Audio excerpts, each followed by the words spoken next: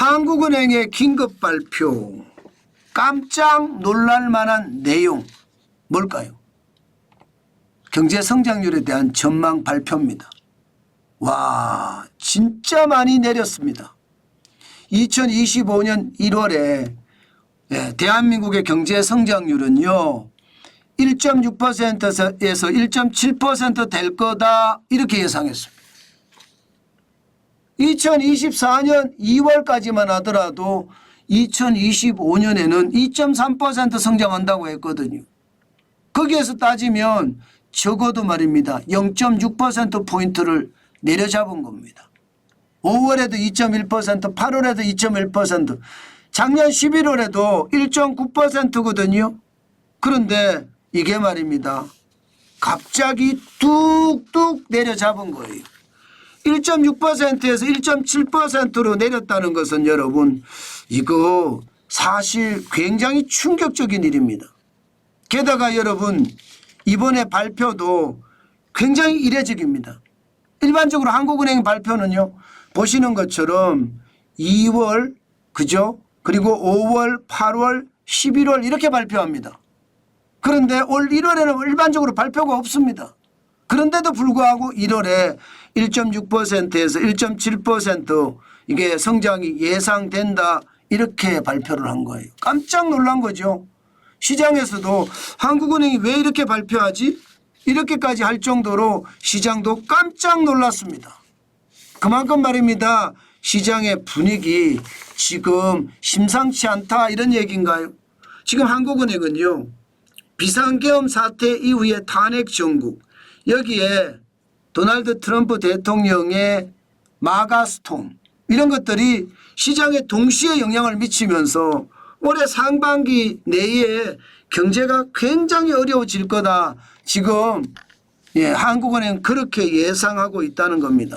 실제로 지표들도 보면 말입니다. 카드 사용액을 봤을 때 12월 초에는 전년 동기 대비해 4.9%가 늘었는데 12월 25일에서 31일에는 0.9%가 감소했거든요. 올 1월 달에도 1일에서 12월까지도 0.8% 줄었다는 겁니다. 일반적으로 연말에 돈 많이 쓰기 때문에 오히려 카드 어떤 사용량이 더 늘어야 되는데 그렇지 못했고요. 연초에도 돈을 많이 쓰는데 그렇지 못했다는 겁니다. 여기에다가 건설 투자 12월 중에 아파트 분양 실적이 당초보다 굉장히 적었다는 겁니다. 2만 5천 호여가 일반적인데 2만 1천 호밖에 못했다는 거예요. 그래서 경제 성장률이 지금 굉장히 빠르게 지금 떨어지지 않겠느냐 지금 시장에는 그렇게 예상을 하고 있고요. 특히 노무현 대통령 탄핵 때와 박근혜 대통령 탄핵 때 윤석열 대통령 탄핵 때 다르다는 거예요.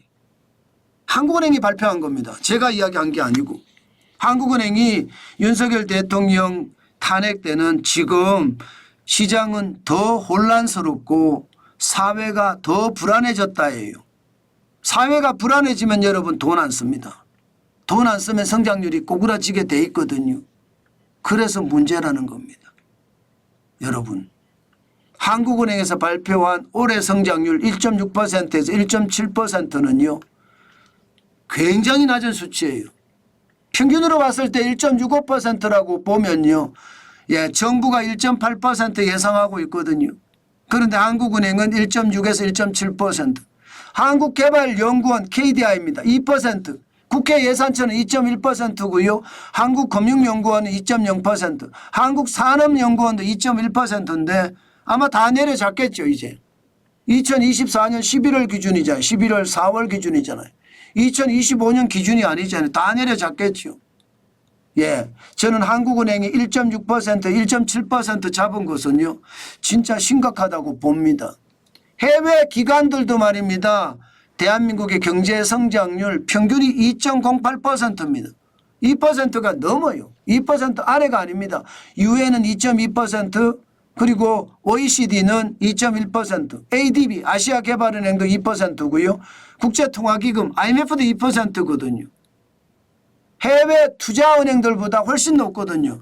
지금 한국은행은 해외 투자은행들과 비슷한 결과를 내는 겁니다.